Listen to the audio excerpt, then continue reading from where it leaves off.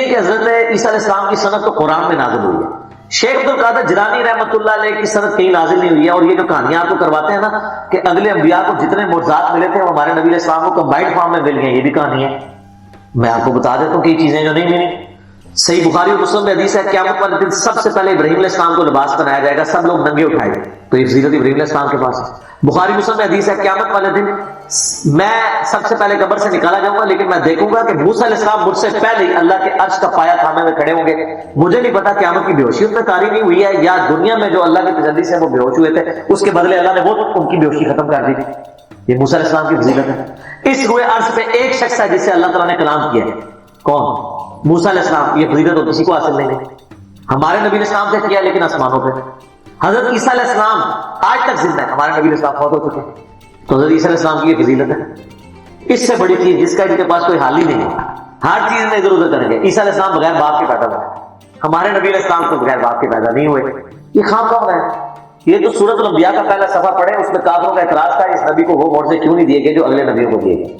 سورہ نساء میں آتا ہے کہ کیوں نہیں کوئی آسمان سے بجلی آتی اور وہ قربانی کو کھا جاتی جب تک یہ معجزہ دکھائیں گے ہم ایمان نہیں لائیں گے. تو اللہ کہتا نہیں، اللہ کی مرضی ہے معجزات.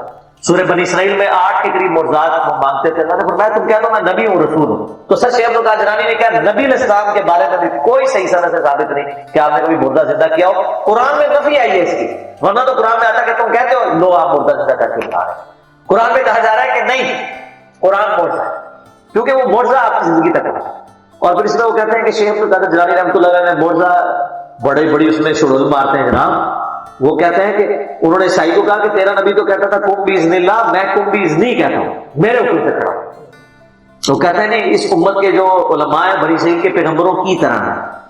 ہاں اپنے منصب میں پیغمبروں کی طرح، مرتبے میں نہیں. کیوں؟ یہ پوری امت دائی ہے. کنتم خیر امۃ اخرجت للناس تأمرون بالمعروف وتنہون عن المنکر. ختم نبوت کی وجہ سے اللہ تعالیٰ نے اس امت کو نبی والا کام دیا ہے. یہ نہیں ہے کہ نبی والا وہ مرتبہ کلیم کرنا شروع کر دیا. جس طرح اگلے زمانوں میں انبیاء اللہ کی توحید کا پیغام پہنچاتے تھے اور دا بہاف آف پروفٹ ہمارے محبوب صلی اللہ علیہ وسلم کی مبارک ختم نبوت کی برکت سے امت کا کام ہے کہ وہ لوگوں تک بات پہنچائے. اس اعتبار سے تو بنی اسرائیل کے انبیاء کی طرح ہے، یعنی منصب وہ ہے، مقام وہ نہیں ہے. یہ اسی طریقے سے ہے جس طرح نبی علیہ السلام بھی بشر ہے اور ہم بھی بشر ہیں. سپیشیز ایک ہے نا، مرتبہ تو ایک نہیں ہے. نبی علیہ السلام تو پیچھے بھی دیکھ لیتے تھے. بخاری مسلم میں آتا ہے اور بخاری مسلم میں آتا ہے نبی علیہ السلام نے ہاتھ بلند کیا تھا، میں نے ارادہ کیا نماز میں جنت سے انگوروں کا گوشہ توڑ رہا ہوں. اور بخاری مسلم میں آتا ہے نبی علیہ السلام سوتے تھے وضو کر کے، اس کے بعد خراٹوں کی آواز بھی امہات المؤمنین سنتی تھی اور پھر اسی طریقے سے نماز پڑھاتے تھے. تو پوچھا تو آپ نے کہ میرا صرف جو ہے وہ آنکھیں سوتی ہیں، جسم سوتا ہے، دل تو جاگتا رہتا ہے. یہ پروٹوکول تو کسی کا نہیں ہے.